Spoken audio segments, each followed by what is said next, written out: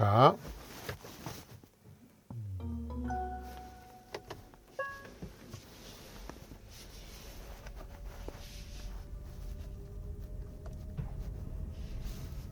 안녕하세요. 인코레TV 김승철입니다. 제가 지금 타고 있는 차는 얼마 전에 페이스리프트가 돼서 발표가 된 더 뉴 아이오닉 5입니다. 그 차의 프레스티지 트림의 후륜구동 모델이고요.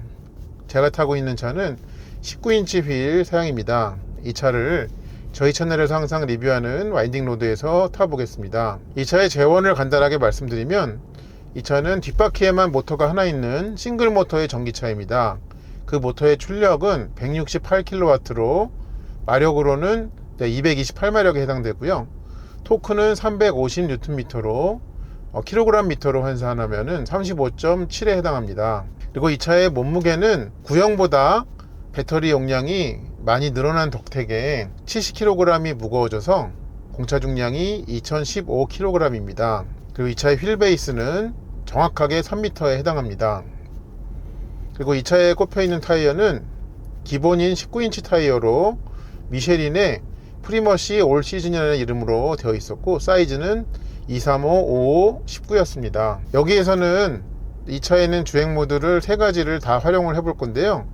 제일 먼저는 에코 모드로 타보고, 그 다음에 이 드라이브 모드 버튼을 눌러서 노멀 모드로 타보겠습니다.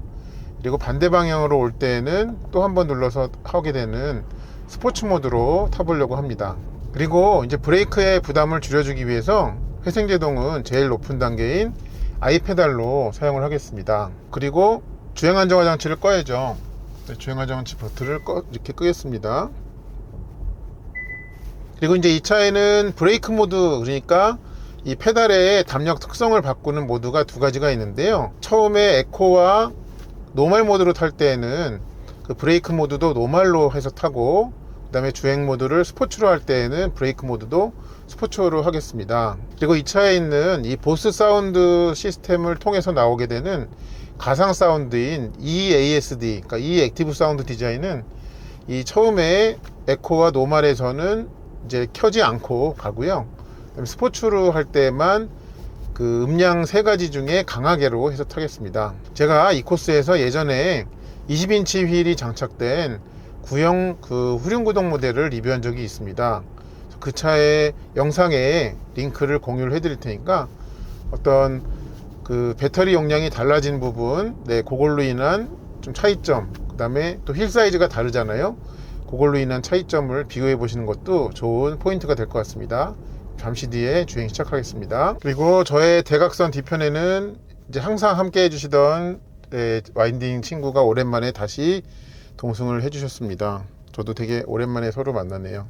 다시 한번 말씀드리면, 지금은 에코 모드입니다. 회생제동은 제일 센 단계인 아이페달이고요. 한번 타보다가 그 다음에 노멀 모드로 전환을 시키겠습니다. 자, 출발합니다.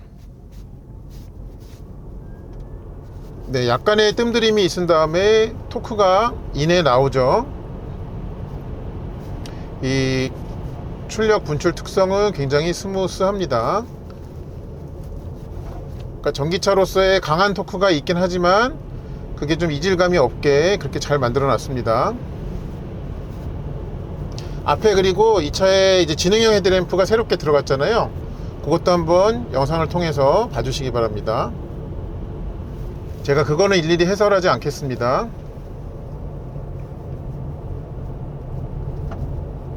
네, 이렇게 좀 어느 정도 곡률이 큰 그런 코너에서는 이 19인치 타이어도 잘 버티네요.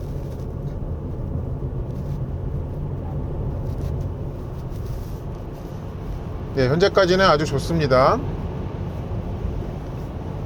그리고 브레이크 페달이 아무래도 지금 노멀 모드이다 보니까요, 좀 스폰지처럼 그렇게 쑥 들어가는 그런 구간이 있습니다.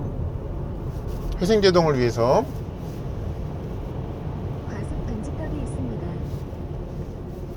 자, 여기 넘어서 다시 한번 스포트 내보겠습니다. 가봅니다. 다 밟은 겁니다, 참고적으로.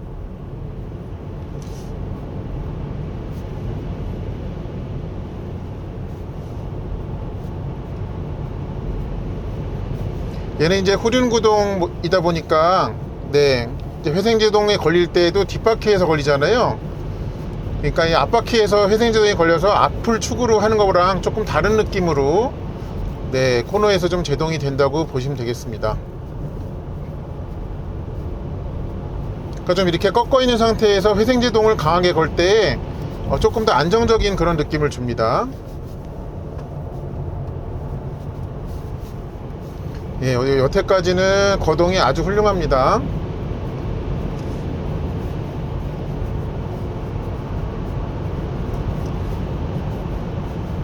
이게 출력이 결코 올라가지 않았거든요, 구형에 비해서는. 근데 확실히 20인치와 19인치의 그 가속감의 차이는 있습니다. 지금 물론 차의 몸무게가 배터리가 늘어나서 이 70kg이나 무거워졌는데도 불구하고요, 그 순간적으로 치고 나가는 데 있어서는 19인치의 유리함이 여전히 드러나고 있습니다.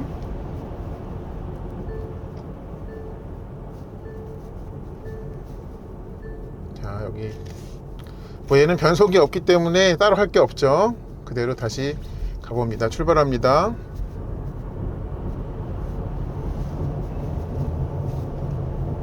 에코모드에서는 가속 특성이 뭐랄까요, 좀 이 차에 있는 여러 모드 중에 제일 내연기관에 가깝다 라고 좀 볼 수가 있을 것 같아요.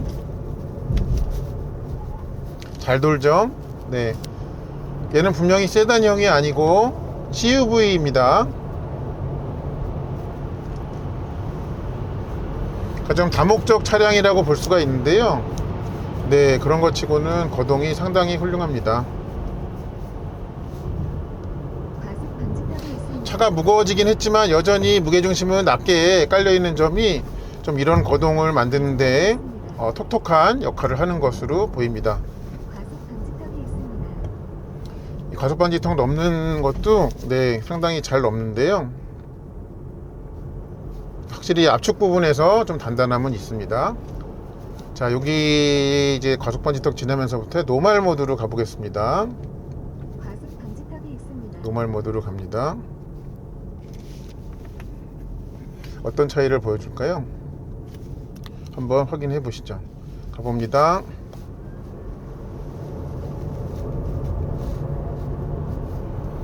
네, 어떤 이렇게 좀 중저속, 저속은 아니죠. 이게 중고속이라고 해야 되겠군요. 중고속 코너가 많은 이런 구간에서는 차의 그 특성이 어떤 심한 언더나 심한 오버가 나지 않게 차를 움직여 주네요. 아까 제가 낮에 촬영하고 온 네, 그 춘천의 와인딩 코스에서랑은 조금 다른 면모를 보여주고 있습니다.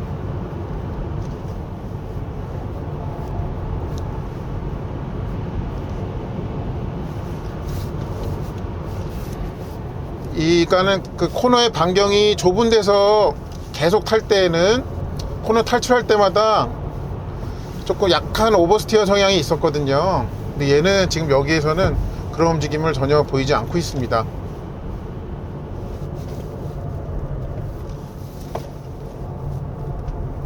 그리고 아까와는 다르게 타이어도 지금 19인치로도 좀 차를 잘 버텨내 준다는 느낌을 줍니다.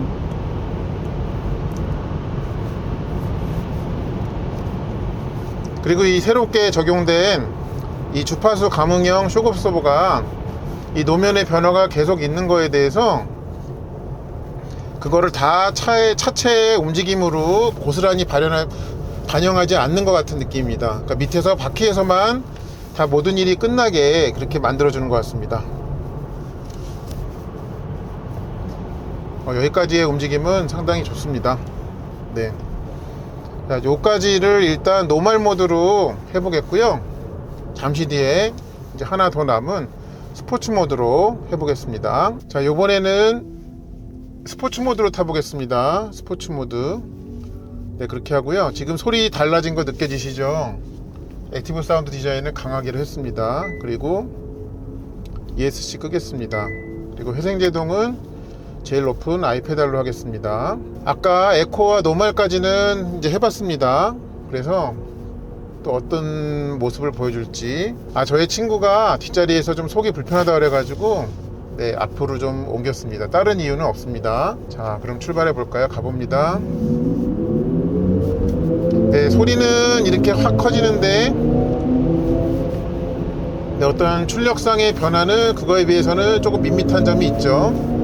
네, 싱글 모터라서 어쩔 수 없는 것 같습니다.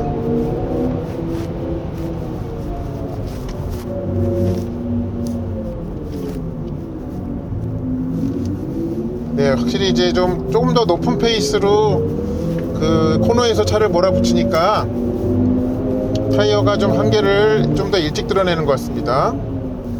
그리고 그 브레이크 페달의 느낌은 지금 스포츠 모드일 때가 네, 훨씬 좋습니다. 그 노멀 모드로 하는 것보다. 그러니까 이 브레이크 페달에서의 회색 제동 구간을 많이 짧게 만들기 때문에 네, 이 스포츠 주행할 때는 좀 더 우리가 익숙한 네, 그런 좀 내연기관 시절의 차의 브레이크 페달을 다룬 것 같은 느낌으로 할 수가 있습니다. 이 사운드의 음색은 네, 아이오닉 6의 것과 정확하게 동일합니다.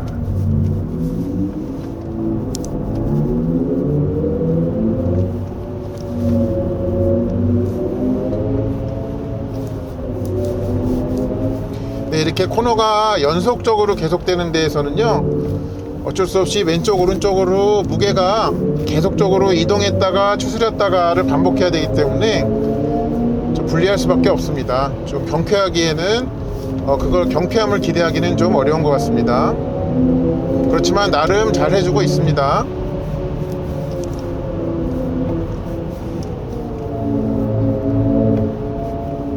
뭔가 큰 차가 오네요. 네.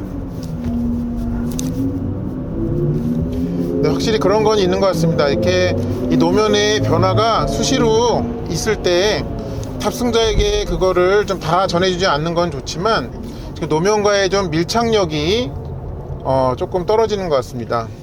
때에 따라서는 네, 그런 점이 좀 느껴집니다. 여기 방지턱 단지를 좀 넘은 다음에 다시 한번 페이스 올리겠습니다. 따로 뭐 설정 바꿀 거는 없는 것 같아요.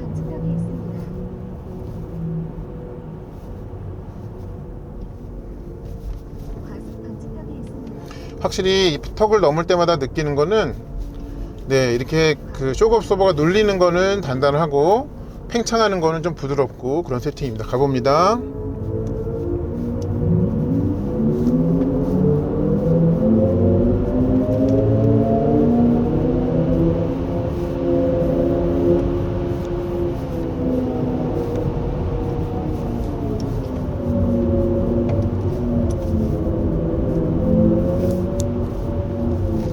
네, 아까 그 낮 시간에 그러니까 춘천 그쪽의 와인딩에서 가졌던 그 안 좋은 인상이 여기에서 다 털어지는 느낌입니다. 네, 정말 잘 움직여주네요.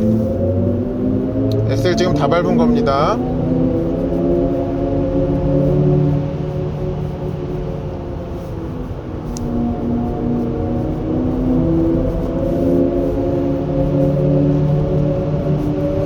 네, 이런 이유 때문에도 제가 이 전기차에서는 꼭 모터가 한 개 더 추가되는 사륜구동을 적극적으로 추천드리는 이유가 있습니다.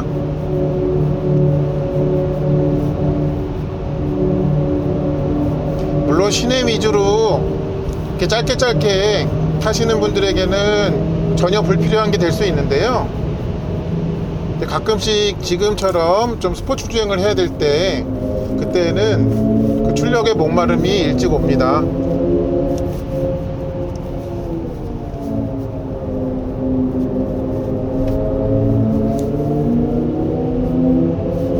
밸런스는 정말 좋습니다.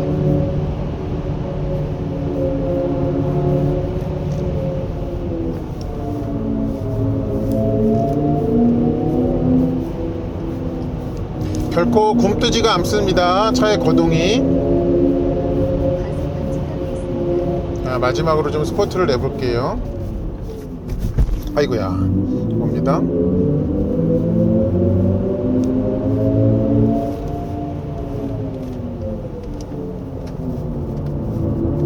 네, 지금 요럴 때도 좀 그렇죠. 코너 탈출할 때 조금씩 밖으로 나가죠, 차가.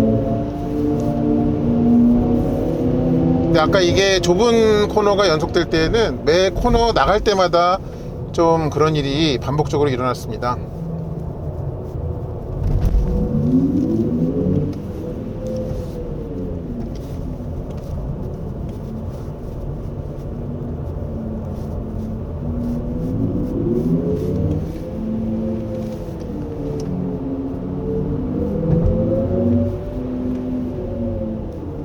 자, 이렇게 해가지고 이 코스를 거의 다 왔는데요. 이제 차에 대한 총평을 좀 내려보도록 할게요. 자, 주행 모드를 다시 에코로 바꾸고, 좀 이 차에 대한 특히 이 와인딩 로드에서의 평가를 할 때에요, 코스의 특성에 따라서 좀 전혀 다른 결과를 좀 나올 수 있는 그런 움직임이었습니다.